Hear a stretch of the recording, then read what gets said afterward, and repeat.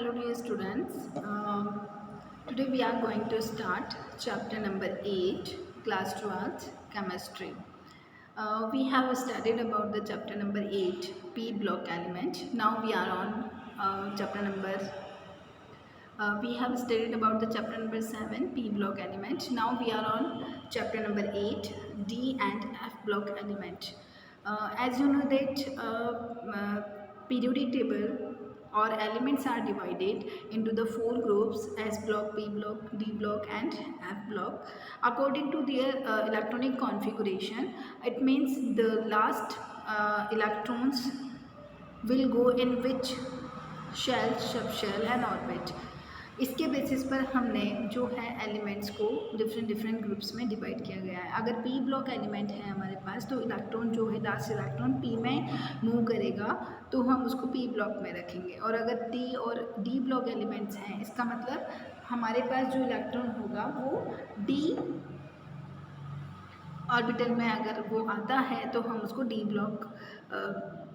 Block elements में रखेंगे.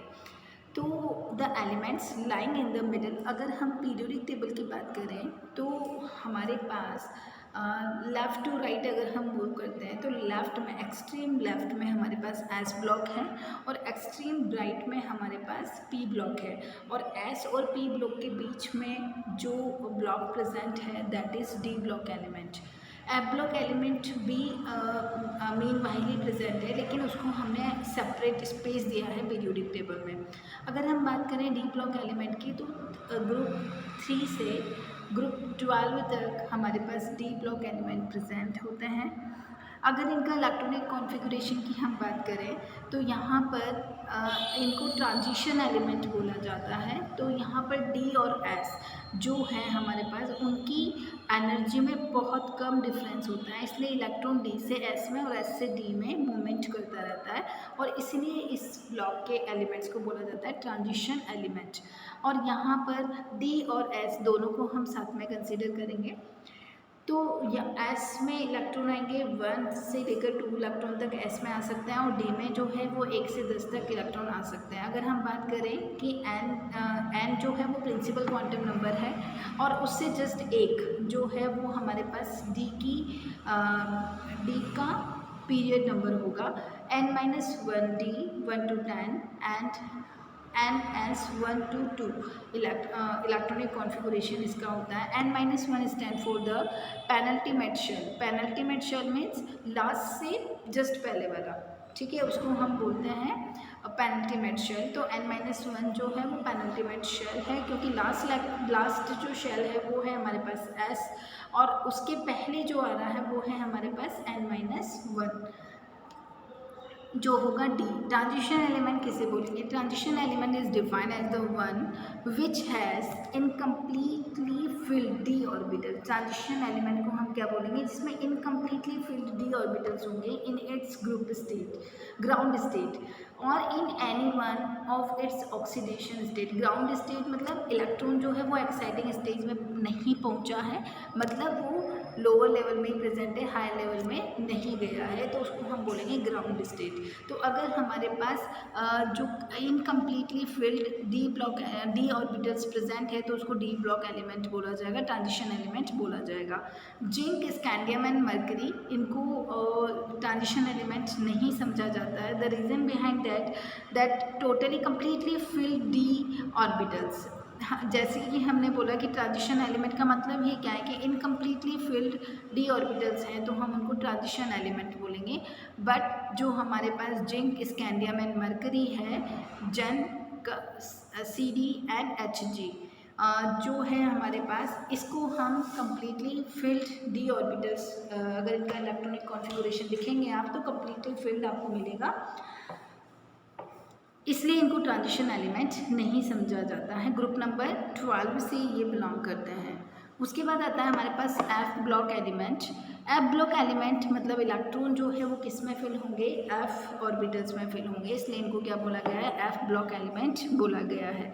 इन which 4f and 5f orbitals are progressively filled in the latter two long period. अगर हम बात करें एफ ब्लॉक एलिमेंट तो हमारे पास group number 16, group number 6 and group number 7 से जो एलिमेंट आते हैं वो है हमारे पास एफ ब्लॉक एलिमेंट, जो कि लैंथेनाइट के बाद स्टार्ट होते हैं और एक्टिनाइट के बाद स्टार्ट होते हैं। 14 एलिमेंट्स, उनको हम बोलते हैं एफ ब्लॉक एलिमेंट। इनको अलग से पीरियोडिक टेबल में स्पेस दिया गया है कुछ इस तरीके से। आपको ये जो नीचे वाली लाइंस हैं, 2 हॉरिजॉन्टल लाइन, ये एफ ब्लॉक एलिमेंट है। तो एफ ब्लॉक एलिमेंट को लैंथेनाइट एंड एक्टिनाइट सीरीज़ के फॉर्म में भी हम बोलते हैं। Lanthanide series 14 elements immediately following lanthanum. जो लैंथेनम है हमारे पास, लैंथेनम की जस्ट बाद जो 14 एलिमेंट्स आते हैं वो सारे जो हैं वो लैंथेनॉइड्स कहलाते हैं। Cerium 58 to lutetium 71 are called lanthanoids. आप देख लीजिए,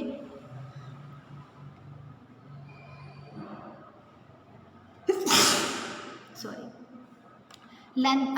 जो उसके बाद आता है हमारे पास, they belong to first inner transition series. Inner transition series क्यों बोलेंगे हम, ट्रांजिशन सीरीज होती है n-1d 1 to 10, ns2 ns 1 to 2। तो ये हमारे पास ट्रांजिशन सीरीज है। इसके पहले एफ में इलेक्ट्रॉन आता है तो हम उसको बोलेंगे इनर ट्रांजिशन सीरीज, जिसको कि एफ ब्लॉक एलिमेंट बोलते हैं। लैंथेनियम 57 has similar properties, therefore it studies along with lanthanoids. Actinoids की अगर हम बात करें, लैंथेनॉइड्स की जो 14 एलिमेंट्स हैं उसके बाद उसके जस्ट नीचे जो कि स्टार्ट हो रहा है 89 पर, 89 मतलब 19 हम बोलें, 90 हम बोलें थोरियम, तो उसकी जो 14 एलिमेंट्स हैं वो कहलाते हैं एक्टिनॉइड्स।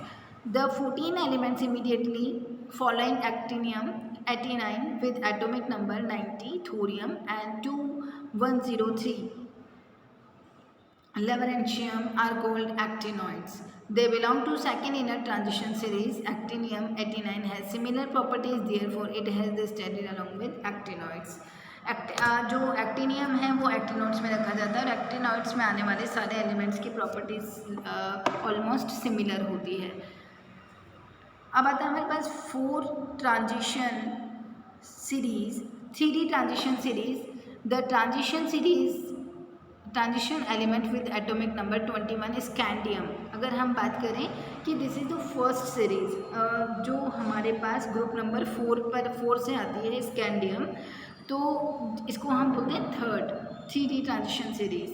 स्कैंडियम से स्टार्ट होती है और आपको स्कैंडियम से 10 एलिमेंट आगे ले जाइए आप तो 30 जिंक तक, जिंक पर ये ख़त्म होती है। And the having incompletely 3D orbitals is called the first transition series. Incompletely 3D orbitals present होते हैं एक्सेप्ट जिंक, इसलिए जिंक को जो है वो ट्रांजिशन एलिमेंट में कंसिडर नहीं किया जाता है। 4D ट्रांजिशन सीरीज जो है हमारे पास,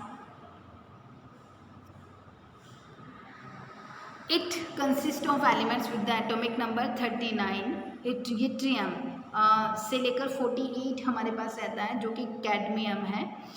ये है सेकंड ट्रांजिशन सीरीज़, जिसको 4D ट्रांजिशन सीरीज़ भी हम बोल सकते हैं। क्योंकि ये हमारे पास अच्छा पीरियड नंबर इसका क्या है, 4th पीरियड से हमारे पास D ब्लॉक एलिमेंट स्टार्ट होते हैं। 5D transition series, it consist of elements with the atomic number 57। अगर हम बात करें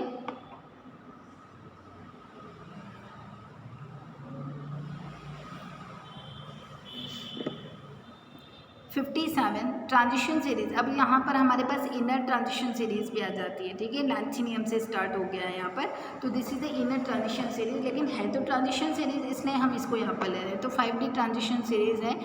थर्ड ट्रांजिशन सीरीज भी इसको बोला जाता है, मतलब 4th, 5th, 6th, 7th ये 4 ट्रांजिशन सीरीज हैं अपने पास, ठीक है। तो थर्ड वाली हो गई है हमारे पास जो कि ग्रुप पीरियड नंबर 6 से बिलोंग करती है, और जो 4th वाली होगी वो पीरियड नंबर हमारे पास 7 से बिलोंग करेगी। 6D transition series. 6D क्यों बोला जा रहा है, क्योंकि इसमें इलेक्ट्रॉन जो है वो 6D में भरे जाएंगे, ठीक है। 6D transition series consist of elements with the atomic number 89 actinium 104 to 11 2, इसको ये जो IUPAC नेम दिया गया है यहाँ पर अन बाई एम, ठीक है। UUB का मतलब क्या है, अन बाई एम। Having incomplete 6d orbitals is called the fourth transition series. General characteristics of the transition element, उसके बाद में हम बात करें मेटेलिक कैरेक्टर। अगर हम ट्रांजिशन एलिमेंट्स की हम बात करें तो D block element generally metallic character show करते हैं, मेटल होते हैं ये सारे। All transition elements are metallic in nature, they have the strong metallic bond. This is because of presence of unpaired electrons. अगर अनपेयर्ड इलेक्ट्रॉन्स हैं तो electron donate भी होते हैं और इलेक्ट्रॉन एक्सेप्ट भी होते हैं, और इसी वजह से ये आयोनिक बॉन्ड बनाते हैं, मेटेलिक बॉन्ड बनाते हैं। This gives rise to properties like high density. अगर यहाँ पर अनपेयर्ड इलेक्ट्रॉन होंगे तो बॉन्ड जो है वो स्ट्रॉन्ग बनेगा, आयोनिक बॉन्ड होगा, मेटेलिक बॉन्ड होगा, जो कि इनको हाई डेंसिटी देता है, high enthalpy of atomization and high melting and boiling point. मैं एटम्स को अलग करने के लिए जो एनर्जी चाहिए होती है that is the enthalpy of atomization. तो इनके अंदर बॉन्ड जो है वो काफ़ी स्ट्रॉन्ग होता है और इसी वजह से इनकी एंथैल्पी जो है वो बहुत ज़्यादा हाई होती है। एटॉमिक रेडियस की अगर हम बात करें तो atomic radius decreases from the scandium two chromium because of the effective nuclear charge increases. अगर न्यूक्लियर चार्ज इंक्रीज होता है तो अट्रैक्शन इंक्रीज होता है, और मतलब एटॉमिक नंबर इंक्रीज होने पर प्रोटॉन नंबर बढ़ेगा, इफेक्टिव न्यूक्लियर चार्ज बढ़ेगा और अट्रैक्शन बढ़ेगा, और इस वजह से साइज़ क्या हो जाएगा, कम हो जाएगा। The atomic size ferrous cobalt and निकल इज ऑलमोस्ट सेम। अगर इनका देखा जाए तो ऑलमोस्ट सेम रहता है, बीच में आते हैं ये डी ब्लॉक के। तो because of attraction due to the increase of nuclear charge is cancelled by the repulsion because of increase in the shielding effect. यहाँ पर शील्डिंग इफेक्ट की हम बात करें कि जो हमारे पास डी ऑर्बिटल है उसमें इलेक्ट्रॉन इंक्रीज हो जाते हैं और वो जो न्यूक्लियस है उसको पूरी तरीके से कवर कर लेते हैं, और इसी वजह से न्यूक्लियस का जो अट्रैक्शन है वो आउटर मोस्ट इलेक्ट्रॉन पर नहीं पहुँच पाता, और इसी वजह से जो साइज़ है वो प्रॉपर इंक्रीज थोड़ा सा इंक्रीज होता है। होना क्या चाहिए, कम होना चाहिए। तो ऑलमोस्ट डी ब्लॉक एलिमेंट के जो साइज है वो ऑलमोस्ट क्या रहता है, सिमिलर ही रहता है due to the presence of shielding effect and electrons repulsion increases. ठीक है, इसके बाद लैंथेनॉइड कॉन्ट्रैक्शन हम पढ़ेंगे जो कि हम नेक्स्ट लेक्चर में डिस्कस करने वाले हैं।